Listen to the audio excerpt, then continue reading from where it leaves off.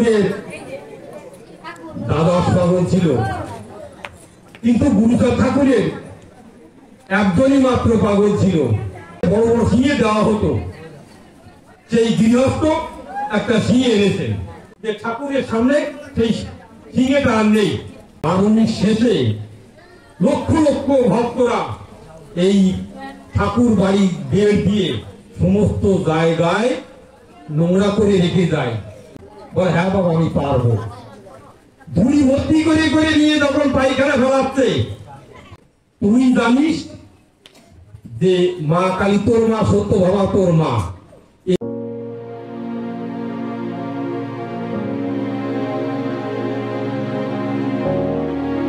আপনারা অনেকেই এটা শুনে থাকবেন যে হরিচাঁদ ঠাকুরের দ্বাদশ পাগল ছিল, কিন্তু গুরুচাঁদ ঠাকুরের একজনই মাত্র পাগল ছিল, তার নাম বিচরণ পাগল। এবার এই বিচরণ পাগলের একটা কাহিনী বলছি। এরকম একটা হরি সভায় সব ভক্তরা মিলে উপস্থিত হয়েছে, বিচরণ পাগলও সেখানে উপস্থিত হয়েছে। এখন আগে দেখবেন অনুষ্ঠানে বড় বড় সিঁয়ে দেওয়া হতো, সেই গৃহস্থ একটা সিঁয়ে এনেছেন। এবার আসলে সবার পিছনে বিচরণ পাগল বসে আছেন। এইবার সবাই ঠাকুরের দিকে মন করে বসে আছে, কিন্তু কিছুক্ষণ পরে দেখা গেল যে ঠাকুরের সামনে সেই সিঁয়েটা আর নেই। বিচরণ সবার পিছনে বসে ওই সিঁয়ে মটমট করে ভেঙে খাচ্ছে।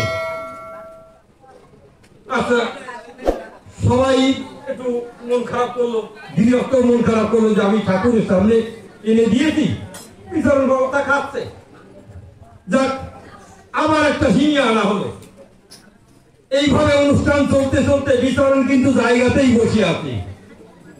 দেখে যে ঠাকুরের সামনে সে সিঁয়ে কোথাও নেই, কোথাও ওই বিচরণ পাগল পিছনে বসে বসে ভেঙে ভেঙে খাচ্ছে।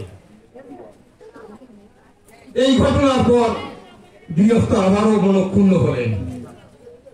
তিনি মনে করেছেন আমি ঠাকুরের সামনে একটা সিঁয়ে দেবো। উনি তৃতীয়বারও আবার একটা সিঁয়ে এনেছেন। কিছুক্ষণ পর দেখা গেল যে ওই সিঁয়েটাও বিচরণ পাগল বসে বসে একই জায়গায় বসে বসে সিঁয়ে ভেঙে খাচ্ছে। এবার বলেন তো কার ধৈর্যে গুলো? মতুয়ারা এখন সব দেবে গেছে, বলে পাগলে পাগলামি আজকে ফুটাই দেবো, এর কিছু একটা বিহিত করতেই হবে। আন সব লাঠি ঠেকা দিতে পারিস, আন বিচরণে আজকে পাগলামি শুকাই দেবো। গুরুচাঁদ ঠাকুর চিন্তা করছে যে আজকে তোমার বিচরণের নাম এইরা শুনবে না। গুরুচাঁদ বিপদ বুঝে ওই আসরে গিয়ে উপস্থিত হলো। বিচরণকে মারার জন্য গুরুচাঁদ ঠাকুর একটা লাঠি নিয়ে গেছে। কোথায় তোরা তো মারবি, আমিও লাঠি নিয়ে আইছি একটা। বিচরণকে ছাড়া ছাড়ি নাই, তা মারবি তো, তা মারার আগে একটা কথা শোন। আচ্ছা তোরা তো বিচরণ মারবি, আমিও তো লাঠি নিয়ে আইছি একটা। বিচরণ যে তিনটে সিঁয়ে পিছনে বসে মটমট করে ভেঙে খাচ্ছে, এটা তোরা দেখছি। আচ্ছা তোরা কখন দেখলি যে বিচরণ উঠে গিয়ে ওটা আনছে? আর বিচরণের আজও তো লম্বা না যে ওখানে বসে ও হাত দিয়ে নিয়েছে। এখন হরিভক্ত চিন্তা করছে, হ্যাঁ সে তো ঠিক কথা, আমরা যতক্ষণ বসে আছি বিচরণ ততক্ষণ একই জায়গায় বসে আছে, তাহলে তিনটে সিঁয়ে বিচরণ নিল কোন ভাবে? টাকাতে উঠিনি, আপলো আমরা করে পাইনি। গুরুচাঁদ ঠাকুর যখন সবার পরে এই প্রস্তাব দিল, সব ভক্তগণ একটা ফাফরে বলি গেল যে মারবো তো, তাই এর বিচার না করি তো বিচরণ মারা যাবে না। এখন কোন ভক্ত বলছে না বাবা বিচরণ সিঁয়ে খাচ্ছে তা দেখেছি, কিন্তু সিঁয়ে যে কোন ভাবে উনি নিয়েছে তা আমরা কেউ দেখিনি। বলে তাহলে মারবি কি করি? আর এর পরে যদি মারিস তা বিচরণের গায়ে বাড়ি দেওয়ার আগে আমার গায়ে এক বাড়ি দিয়ে, ওরে বিচরণ যা করে আমি তাই করি। আমারে যদি মানিস তাহলে বিচরণে মারা যাবে না। ওরে এই গৃহস্থের যে শিঙে দিয়েছে আমি তা আগেই গ্রহণ করেছি, তা বিচরণ মাধ্যমে তা প্রমাণ করে দিলাম। এবার মাঝি বিচরণকে সবাই গিয়ে গুরুচাঁদের পায়ে পড়লো যে বাবা আমরা তোমার মহিমা অনুভব করতে পারি নাই, আমাদের তুমি ক্ষমা করো। হরিবল হরিবল হরিবল এইরকম বিলম্বিতে তারকচাঁদ শেষ পর্যন্ত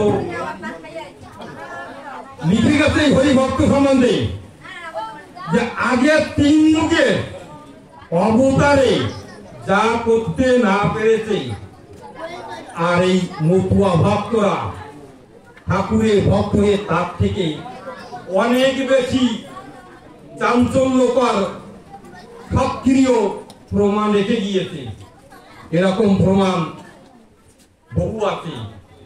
আমরা গত রাত্রিতে অধিবাসের সময় দারিক পাগলের উপাখ্যান পাঠ করেছিলাম। এই দারিক পাগল সম্বন্ধে বা এই দামু পাগল বিচরণ যে শিষ্য যার পরিবার এখনো ঠাকুরনগরের মেলার শেষে ওরাকান্দিতে মেলার শেষে যারা মানুষের পায়খানা থেকে আরম্ভ করে যত ধরনের নোংরা আছে এই বিচরণ পাগলের শিষ্যরা, বিচরণ পাগলের শিষ্য ছিল দামু পাগল। তারপরে যারা আসছে সিঁড়ি বেয়ে তারা চলে আসছে। আপনারা প্রত্যক্ষ প্রমাণ ঠাকুরনগরের মেলা শেষে দেখবেন তারা একদম বউ ছেলে মেয়ে নিয়ে এসে ওই নাথ মন্দিরে প্রায় 1-1.5 মাস থাকে। যেমন ঠাকুরনগর তেমন তারা করে রেখে যায়। এর কারণ কি? ওরাকান্দি এই বিচরণ পাগল এই প্রথা কি করে চালু হলো যে গু পরিষ্কার করবে। ওরাকান্দিতে হরিচাঁদ ঠাকুর যে মহাবারণী করে, এই বারণীতে ঠাকুরের যত ভক্তবৃন্দ সবাইকে কোন না কোনো কাজের ভাত দেওয়া হয়েছে। কিন্তু গুরুচাঁদের কাছে বিচরণ পাগল দিয়ে বলছে বাবা তোমার ভক্তরা তো এই ধামের ভিতরে সবাই কোনো না কোনো কাজ করা সুযোগ পেয়েছে, তা আমার তো তুমি এটা কোনো কাজ দিলে না। বিচরণ তুই আর কি কাজই বা করবি, সব কাজ ভাগ করে দেওয়াই গেছে। বিচরণ মেলার মধ্যে ঘুরে ফিরিয়ে মন খারাপ করে ঘুরে বেড়াচ্ছে, তাই তো আমি তাহলে বাবার কোনো কাজ করতে পারলাম না, সব কাজ দেওয়াই গেছে, আমার জন্য তাহলে কোনো কাজ নেই। এখন বিচরণ চিন্তা করলো তাই তো এই যে বারণীর শেষে লক্ষ লক্ষ ভক্তরা এই ঠাকুর বাড়ি বের দিয়ে সমস্ত জায়গায় নোংরা করে রেখে যায়, এই কাজটা কেউ করবে না।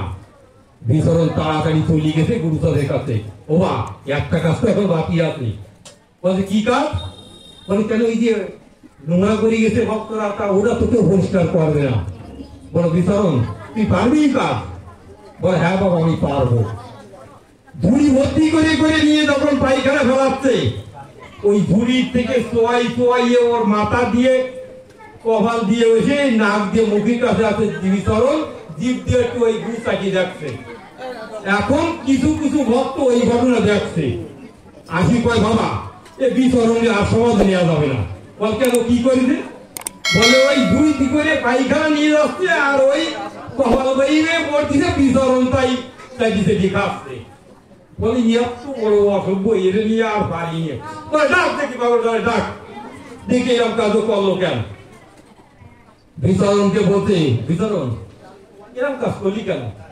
বলে বাবা এই গুরুচরণ করতে গুরুচাঁদের কোয়াশি যায় যে, এই কথা যখন আমার মনে আসছে তখন আমি একটু দিতে চাকিয়ে দেখছি বাবা কি যে সুন্দর, এ আমি কারো বোঝাতে পারবো না। আর আর ভক্তরা তাদের ভুল ভাঙলো যে তাই তো আমরা কোন জগতে আর বিচরণ পাগল কোন জগতে।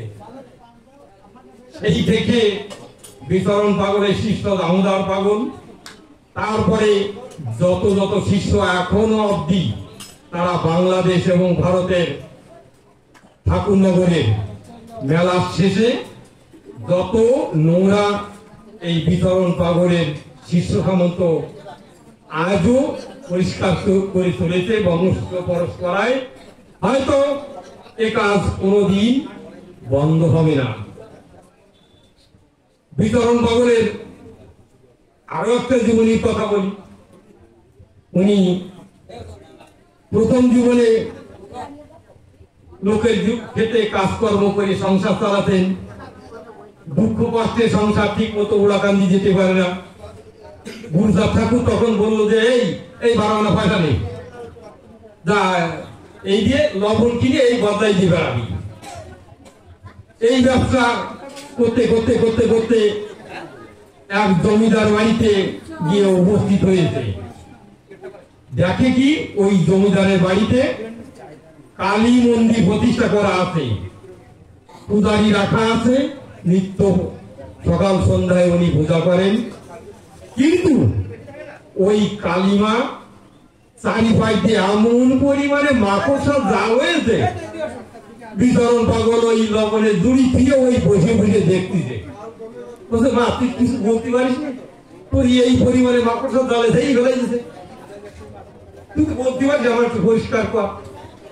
পূজারি যখন চলে গেছে, বিচরণ পাগল ওই লবণের জুড়ি ধুয়ে আস্তে আস্তে কিন্তু ওই মন্দিরে উঠেছে। মন্দিরে উঠে ওই হাত দিয়ে ওই মাকড়সার জাল পরিষ্কার করতে করতে কিন্তু কালীর আঙুল দুটো বাইয়ে হয়ে গেছে ওই বিচরণের হাত লেগে। বিচরণ চিন্তা করেছে সর্বনাশ করেছে, ও তাড়াতাড়ি লবণের ধুড়ি ওখানে ফেলাই দিয়ে একে দড়ি চলে গেছে ওড়াকান্দি গিয়ে সত্যভামা মায়ের কাছে যাইয়ে ওই হাত ধরি কত আঙুল তো সব করে ঠিক আছে, দুটো বাইয়ে গেল, দেখে আসো এরা কোন জগতের ভক্ত, যে কোথায় কালিমার আঙুল ভেঙেছে। ওড়াকান্দি গিয়ে সত্যভামা মায়ের হাত ধরে বলছে, মা তোমার আঙুল তো সব ঠিক আছে। বিচরণ গুরুচাঁদ ঠাকুর তখন বলছে, অভিচরণ যা করেছিস তো ভালো করেছিস, তা সে গগনের জুড়ি চুড়ি কি করি আপনি? তো ও নিয়ে আসবি নি? বই না বাবা, আমি আর আনতে যাবো না। ওই বিচরণ যা করে, কেউ কিছু কবে না, বরং গেলি লাভ হবে। ডাক ঠাকুরের কথা শুনিয়ে বিচরণ পাগল আবার ওই জমিদার বাড়িতে গেছে। রাত্রিতে মা কালী ওই জমিদারকে স্বপ্নে দেখাচ্ছে, এই তোর চোখে তো পড়ে না আমি যে মাকড়সার জালে ঢেকে গেছি। বিচরণ পাগল ওই মাকড়সার জাল পরিষ্কার করতে গিয়ে আমার আঙুল ভেঙে ফেলেছে, ওকে কিছু বলিস না, বরং ওকে যদি পারিস কিছু উপকার করিস। এই কথা শোনার পর সকালবেলায় বিচরণ পাগল গিয়ে উপস্থিত হয়েছে। ব্রাহ্মণ বলছে, এই সে পাগল যে কালকে কালীর আঙুল ভেঙে দিয়ে গেছে। জমিদার বলছে, ওকে কিছু বলো না, ওকে আমার কাছে নিয়ে এসো। বলছে, বিচরণ তুমি কি এই কাজ করেই তোমার সংসার চলে? বলে, হ্যাঁ। বলে, তাহলে এই 100 টাকা তোমাকে আগাম দিলাম, আর এই জমিদার বাড়িতে যত লবণ সারা বছর লাগবে তুমি এটা দেবে। গুরুচাঁদ ঠাকুরের কথা বলে গেল যে বিচরণ লাভ হবে। যে যুগের কথা বলা হচ্ছে সেই সময় 100 টাকা অনেক টাকা, যেখানে কিনা গুরুচাঁদ ঠাকুর 12 আনা পয়সা দিয়েছিল বিচরণকে ব্যবসা করার জন্য। এইবার এই লবণ বদলাইয়ের কাজ যখন আর চলে না, বিচরণ পাগল হাড়ের ব্যবসা করেছিল, অর্থাৎ গৌভাঙ্গার থেকে যত হাড় কোড়াইয়ে এক নদীর পাড়ে ঢিবি দিয়ে রাখতো, জাহাজ ঘুরি নিয়ে ঢাকায় চালান দিত। এরপর যখন এও আর ভালো লাগলো না, তখন এক মন্দিরে বিচরণ পাগল ফুল দিত। ফুলের মধ্যে বেশিরভাগই হচ্ছে পদ্ম ফুল। এবার একদিন পদ্ম খুঁজতে খুঁজতে অনেক দেরি হয়ে গেছে। পূজারী বিচরণের আশায় থেকে থেকে উনি দেখলেন যে বিচরণ পাগল মানুষ তো কোথায় চলে গেছে না কি করছে, আজ তো হুল নিয়ে আসবে না। উনি পূজা সেরে দরজায় তালা দিয়ে যখন মোটামুটি সিঁড়িতে এক পা দিয়েছে, সেই সময় বিচরণ পাগল এসে উপস্থিত হয়েছে ফুল দিয়ে। কয় ব্রাহ্মণ দরজা করো, মানে ফুল দেবে না। ব্রাহ্মণ বলছে তোর মতো পাগলা দ্বিতীয়টা আছে নাকি, এখন বাজে কত, আমি মন্দিরের দরজা বন্ধ করে বাড়ি দিকে যাচ্ছি, আর তোর ফুল নিতে হবে, এখন তোর ফুল টুলাম নেব না, তোর আর ফুল দিতে হবে না।